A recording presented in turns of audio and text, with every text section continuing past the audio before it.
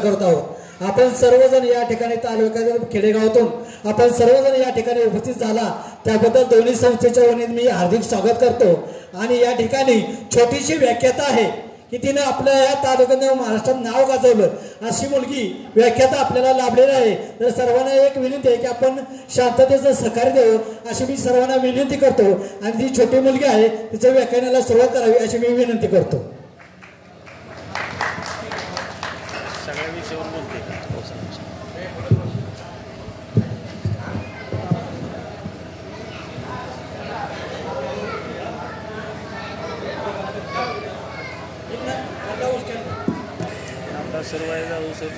अखिल विश्वाचा स्वाभिमान असणाऱ्या राजमाता राष्ट्रमाता जिजाऊ साहेब, स्वराज्य संकल्पक शहाजीराजे, स्वराज्य संस्थापक कुलवाडी कुलभूषण बहुजन प्रतिपालक छत्रपती शिवाजी महाराज, पित्याच्या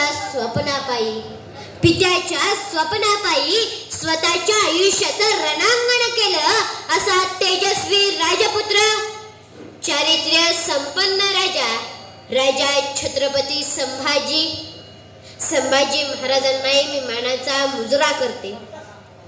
सुपा एवढं काळीज आणि आभाळा एवढं मोठं मन असणारा राजा म्हणजेच राजर्षी शाहू महाराज, क्रांती सूर्य महात्मा ज्योतिबा फुले, ज्ञानज्योती सावित्रीबाई फुले, भारतरत्न महामानव विश्वरत्न डॉक्टर बाबासाहेब आंबेडकर.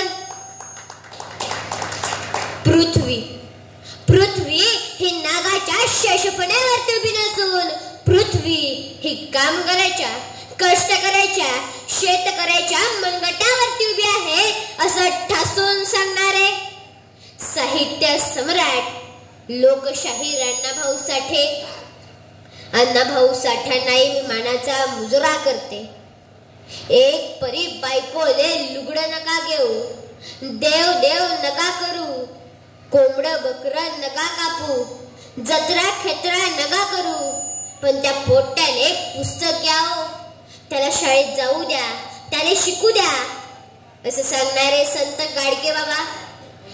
गाडगे बाबांनाही मी मानाचा मुजरा करते. जात ना पूछो साधु की पूछ लो उसका ज्ञान, मोल करो तुम तलवार का पड़ा रहंदो म्यान असं सांगणारे संत कबीरांनाही मी मानाचा मुजरा करते. आणि विषमतावादी समाज व्यवस्थेवर लाथ मारून विषमतेच्याच दात पाडणाऱ्या प्रत्येक महापुरुषाला मानाचा मुजरा करते. आणि मी सरस्वती विद्यालयाची विद्यार्थिनी आणि शब्द सामर्थ्य भाषण कला कोर्सची विद्यार्थिनी बालव्याख्याते मृणाल लवळे बोलायला सुरुवात करते. पण सुरुवात करण्यापूर्वी एक गोष्ट मात्र आवर्जून सांगते. ती गोष्ट म्हणजेच जिच्या अमृतमय दुधानं माझी वाणी गोड झाली आणि तुमच्यासारख्या रसिक श्रोत्यांची मनं जिंकण्याची ताकद माझ्यामध्ये निर्माण झाली, ती माझी आई आदरणीय श्रीमती सारिका लवळे. त्याचबरोबर महात्मा ज्योतिबा फुले, त्याचबरोबर ज्यांचं बोट धरून मी सत्याच्या वाटेवरती चालायला लागले ते माझे जन्मदाते आदरणीय शिवश्री महेंद्र लवळे. त्याचबरोबर महात्मा ज्योतिबा फुले हे असं म्हणतात की सत्याला सत्य आणि असत्याला असत्य म्हणायची ताकद जे निर्माण करताना तेच खरं शिक्षण. परंतु आजच्या काळामध्ये असं शिक्षण मिळणं खूप कठीण गोष्ट आहे आणि त्याहूनही तशा प्रकारचे शिक्षक मिळणं तर खूपच दुर्मिळ गोष्ट आहे. परंतु मी स्वतःला भाग्यवान समजते की मला खूप चांगले गुरु लाभले. ते आदरणीय शिवश्री प्रवीणजी सोनावले सर, या तिघांच्याही चरणी मी नतमस्तक होते आणि बोलायला सुरुवात करते. सन्माननीय विचारपीठ आणि विचारपीठासमोरील सन्माननीय आदरणीय श्रोते ज्ञाते आणि वक्ते हो, मी बालव्याख्याते मृणाल लवळे आपणासमोर विषय मांडते भारतीय संविधान आणि माझा भारत देश. मुळात विषयाच्या सुरुवातीकडे जाताना सांगावंच वाटतं की संविधान म्हणजे काय. साध्या भाषेत सांगायचं झालं तर एखाद्या व्यक्तीनं काय वागावं, कसं वागू नये, काय वागल्यानंतर त्याला काय गोष्टींना सामोरं जावं लागेल, हे सगळं लिखित स्वरूपात मांडणारं पुस्तक म्हणजे भारताचं संविधान. आणि या संविधानानुसार चालणारा आपला देश म्हणजे भारत देश. मग अगदी सुरुवातीलाच सांगायचं झालं तर 26 जानेवारी 1950 ला आपण आपल्या भारताचं संविधान हे अंगीकृत केलं. मुळात ते संविधान आपण कोणत्या देवाच्या चरणी अर्पण केलं नाही, तर ते संविधान आपण भारतातल्या लोकांनी स्वतः प्रत्यर्पण केलं.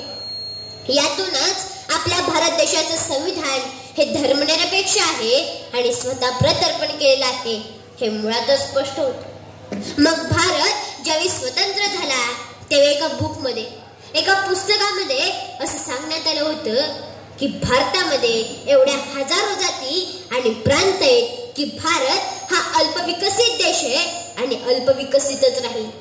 पण अगदी भारत स्वतंत्र झाल्यापासून सुरुवातीच्याच टप्प्यात भारतासोबत ज्या ज्या देशांना स्वातंत्र्य मिळालं त्या सगळ्या देशांच्या तुलनेत भारत हा प्रगतशील ठरला. भारत हा सुरुवातीला गरीब राष्ट्र होता, पण सध्या हाच भारत हजारो राष्ट्रांना अन्नधान्याचा पुरवठा करताना बघायला मिळतो.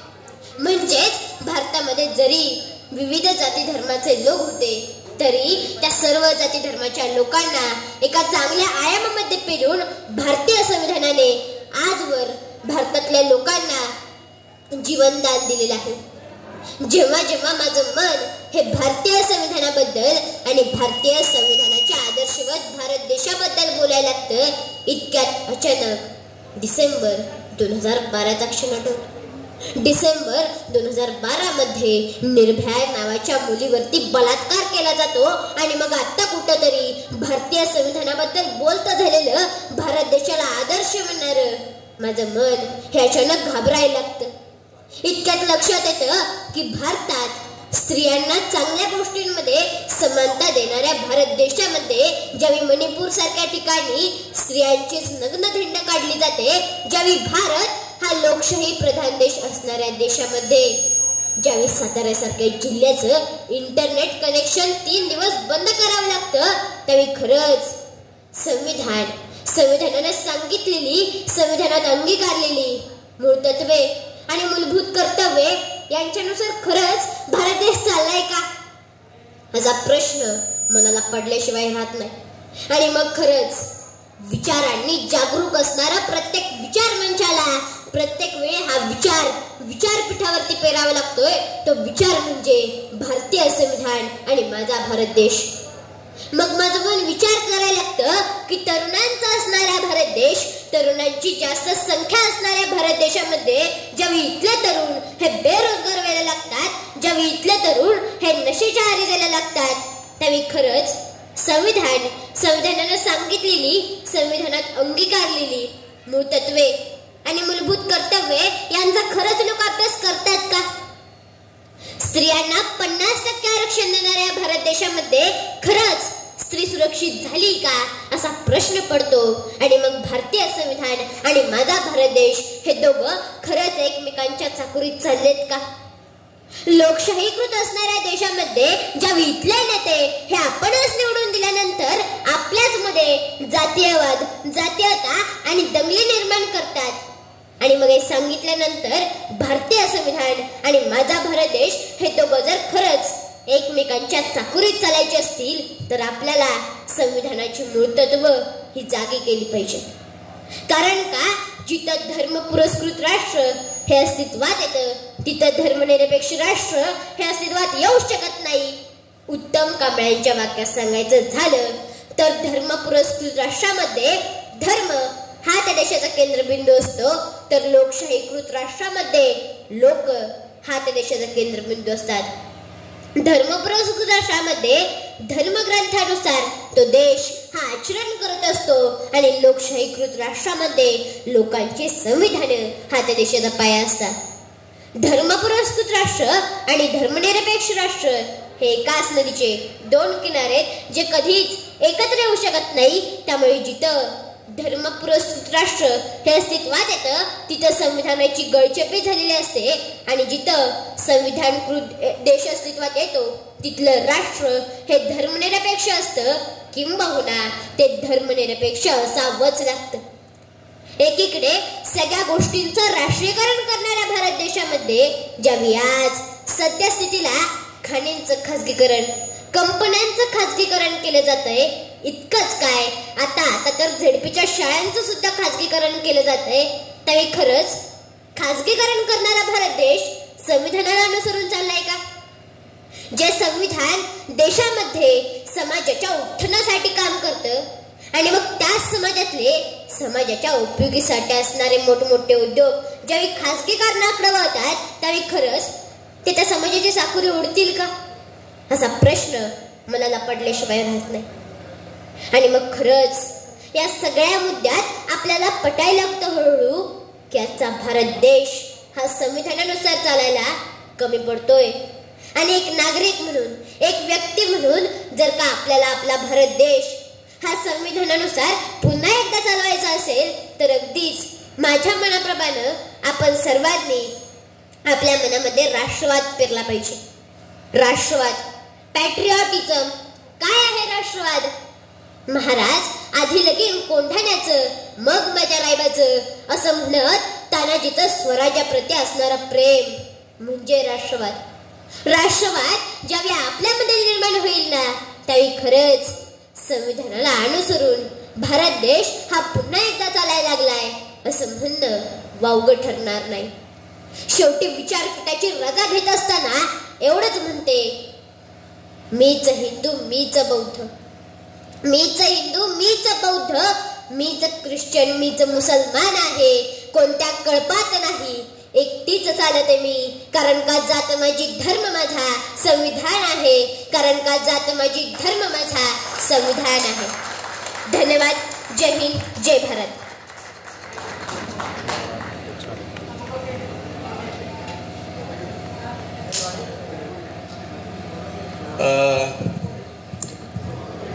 खान तशी माती असते, खान तशी माती असते आणि माळी तशी बाग असते. या फुलरूपी बागेला फुलवणारे तिचे पालक यांचा सत्कार आम्ही आता करतोय, कारण आम्हाला माहित नव्हतं